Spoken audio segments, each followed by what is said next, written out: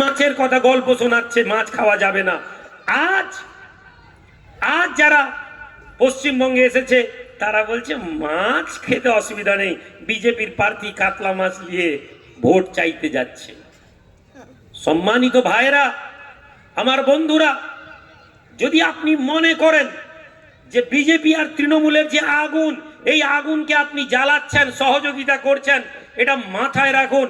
যেদিন এই আগুনে বাংলা পুড়বে, সেই বাংলা পোড়ার টাইম সেই হিন্দি ভাষাভাষী গুজরাটের, দিল্লির, বিহারের, ইউপির কেউ আপনার আমার বাংলায় আসবে না। এই টাঙ্গার আগুনে আপনার এবং আমার ঘর পুড়বে।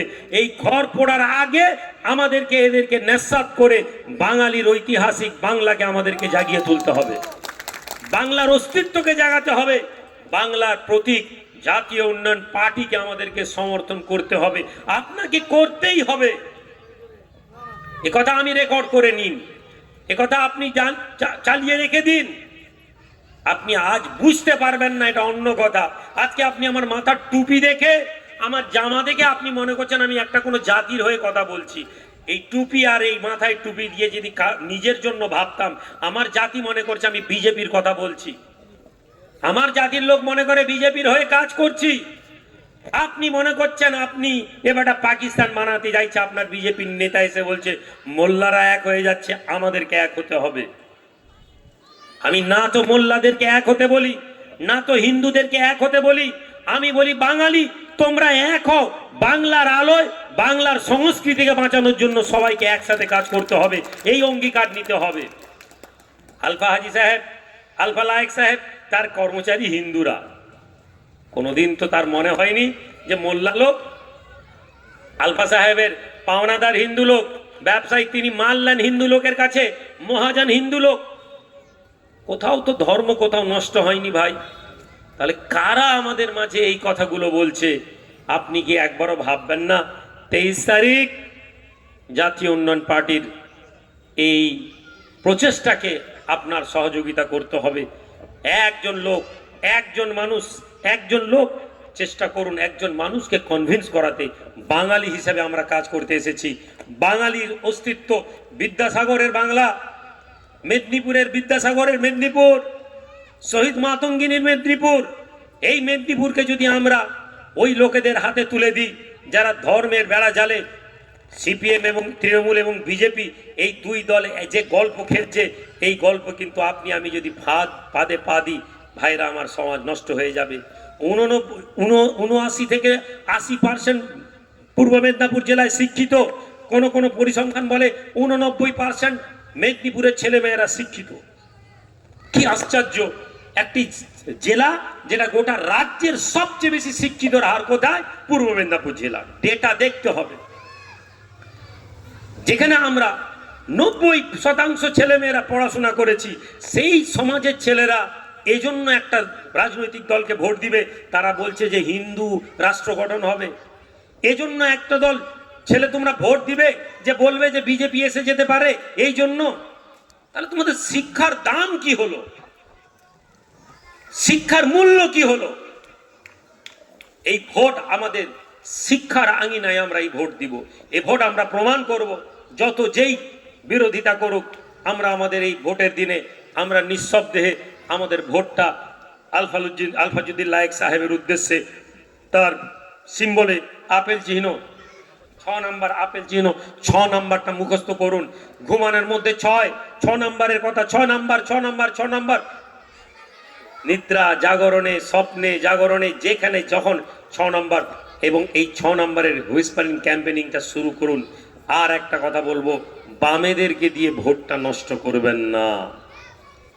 বাম, অনেক ভাইরা এখনো বাম করছেন আমি জানি, অনেক ছেলেরা ভাইয়েরা। আবার বলছি, রাজনীতিতে আপনি সংখ্যায় কম, আপনার ভোট 3টা ভাগে বিভক্ত, আপনি চাইছেন আপনার অধিকার ফিরে আসুক।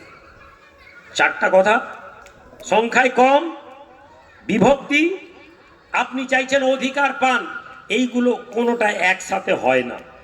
তাহলে সর্বপ্রথম 34 বছরের বাম, যাকে বাংলার মানুষ পাকে গেড়ে দিয়েছে, এই বামকে নিয়ে যদি আপনি মনে করেন যে আবার একে জ্যান্ত করব, তাহলে আপনার স্বপ্নই থেকে যাবে।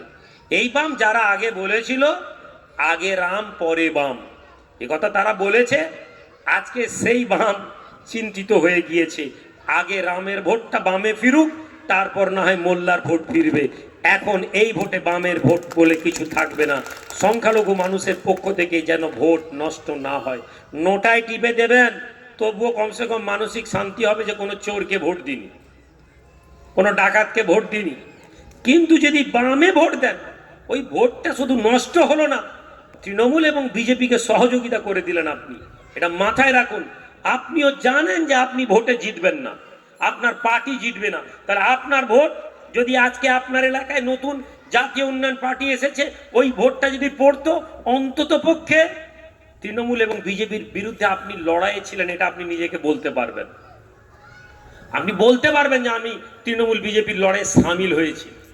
কিন্তু বামেদেরকে দেওয়া মানে আপনার ভোটটা মাইনাস হয়ে গেল, আর ওই ভোটটা কোথায় গেল? তৃণমূল আর বিজেপিকে। ভাইরা, আমি আপনাদের মাঝে কটা বাজে আর আলোচনা করব না।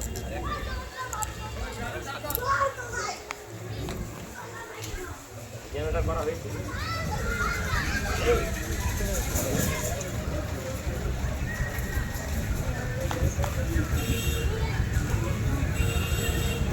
আপনি ভালো বলছেন, ভালো বলছেন, আগামীতে লিডারশিপ দেওয়ার সুযোগ আছে। আপনি ভালো করে আপনার বক্তব্য দুর্দান্ত বলেন। এইসব লুকানো প্রতিভা, সাধারণ ছেলে খুব ভদ্রনম্র হয়ে থাকে আমার কাছে। তখন আমি এই বক্তব্যের রূপ দেখি আমি মনে খুশি হয়েছি। আমি মাঝেবাবুকে বলছিলাম এসব ছেলেকে তুলুন, বসেন, খুব ভালো বলছে। হাজার হাজার আমাদের ছেলেদের মধ্যে ট্যালেন্ট লুকিয়ে আছে ভাই। তৃণমূলে বললাম এই যে ফাইজাল বলে যে ছেলেটা বক্তব্য দিল, আপনি জানেন এই ছেলেটাকে? মুখ্যমন্ত্রীর সাথে একই মঞ্চে বসে পিছনে বসে থাকা ছেলে, ওর সোশ্যাল মিডিয়া ফেসবুকের হোয়াটসঅ্যাপের স্ট্যাটাসে লাগানো আছে। আমি বলেছি এটা আপনি সরাবেননি? ও বলছে ভাইজান আমি তৃণমূল ছেড়েছি, এটাকে সরিয়ে দিবেন না, এটা সরাবেন না। খালি কোনোদিন যখন সুযোগ আসবে, কোনোদিন যখন তৃণমূলের প্রথম সারির নেতা ওই মঞ্চে যারা ছিল, আজকে প্রত্যেকেই সমাজের উচ্চ শিখায় পৌঁছে গেছে, উচ্চ শিখরে পৌঁছে গেছে। কিন্তু ফাইজাল তুমি আলী, তোমার স্থান হবে ওই নিচে। তুমি যত ভালো বক্তব্য দাও, তুমি যত ভালো কথা বলো, তুমি বিধানসভায় কি করতে যাবে? তুমি জেলা পরিষদের প্রধান কেন হবে? তোমার তো দায়িত্ব এখানে। দেখেননি আমাদের এলাকার কিছু ছেলে যাদের অপমান ছাড়া কপালে আর কিছু জুটবে না, যারা নিজের ভাইয়ের সাথে লড়াই করতে গিয়ে আরেক ভাইকে আরেকজনকে সমর্থন করে, এদের কপালে অপমান জুটবে। আমি আপনাদেরকে বলে দিয়ে যাচ্ছি, অপমান ছাড়া আর কিচ্ছু থাকবে না। রাজনীতিটা করুন, হিংসার রাজনীতি, নিজের ভাইকে ছোট করবে বলে আমি বিজেপিতে ভোট দিব, এ লোকের কপালে অপমান ছাড়া কিছু নেই, এ লোকদের কপালে অসম্মান ছাড়া কিছু নেই। রাজনৈতিক মতাদর্শের লড়াই করতে গিয়ে আমি রাজনৈতিক দলের বিরুদ্ধে গেছি, ঠিক আছে, কিন্তু ওকে মানিনি। ও তৃণমূল করছে মানে আমি সিপিএম করব, এই ভাবনা থেকে না বেরোলে জাতি ধ্বংস হয়ে যাবে। সম্মানিত ভাইয়েরা, অসংখ্য ধন্যবাদ আপনাদেরকে। আবার একবার আপনাদের কাছে শুকরিয়া আদা করি। আমি আবার কোলাঘাটে ঢুকবো, আমাদের সাদুল্লাপুরে প্রোগ্রাম আছে, আমি বেরিয়ে যাচ্ছি। আপনারা ভালো থাকেন, সুস্থ থাকেন। আমি আলফাজুদ্দিন হাই সাহেবের জন্য দোয়া চাই, আপনারাও দোয়া করবেন। ভাইকে প্রত্যেককে ভোট দিয়ে 23 তারিখ জেতানোর চেষ্টা করুন। লড়াই 7 দিন, হাই সাহেব লড়াইয়ে নেমেছেন। আপনি এটা ভাববেন না জয় পরাজয় একদিনে আসে, কিন্তু এটা বাস্তব ঘটনা। কলকাতা থেকে বলছে আপনার পাঁশকুড়া পূর্বের বিধায়কের, মহিষা দলের বিধায়কের, বিভিন্ন বিধায়কের নাম ধরে বলছে এদের চান্স ভালো। তাহলে এই চান্সটাকে লড়াই করে এগোতে হবে। আমাদের কাছে অর্থ নেই যে আমরা এলাকায় টাকা দিয়ে দিয়ে ভোট চাইব। কর্মীদের সাথে উঠেন, কর্মীদের সাথে কথা বলেন, কর্মীদের সাথে সহযোগিতা করেন। আর কর্মীদের উদ্দেশ্য বলবো, নিজের পয়সা খরচা করে সংগঠনটা করে দিন ভাই আমাকে। যেদিন আমাদের কাছে অর্থ আসবে, আপনি যারা আমাকে চেনেন তারা চেনেন, আমার কাছে পয়সা থাকলে আপনাকে বলতে হতো না, আপনার ঘরে টাকা পৌঁছে যেত। আমরা লড়াইয়ে নেমেছি, আমরা আপনার কাছে, আমি চাঁদা তুলিনি ভাই, এই পার্টির নাম করে কারো কাছে চাঁদা তুলছি না। একদম আমার কাছের লোক যারা, তাদেরকে বলছি একটু সহযোগিতা, তাও পয়সা চাইছি না, ওইখানে একটু খরচ আছে একটু করে দেন। কারণ এভাবেই আমি চলি, এটা যারা জানে তারা জানে। আর যারা আমার কাছে অর্থনৈতিক সহযোগিতা করে তারা আমার নিজের লোক, কাছের লোক, তারা দরবারের মানুষ, এদের সংখ্যা কম। ফলে আপনি আশা করবেন না আলফা সাহেব 2000 দাও, 5000 দাও, 10,000 দাও, এ কথা বলবেন না। চেষ্টা করবেন, বলবেন যে এখানে একটু খরচা আছে, একটু খেয়াল করবেন। উনি যদি পারেন সহযোগিতা করবেন, না হলে ভাববেন যে আগামী জাতির ভবিষ্যতের জন্য আমরা এই আত্মত্যাগ করছি। এ কথা বলে শেষ করি। জাতীয় উন্নয়ন পার্টি জিন্দাবাদ, কর্মী নেতৃত্বরা জিন্দাবাদ, ভোটাররা জিন্দাবাদ।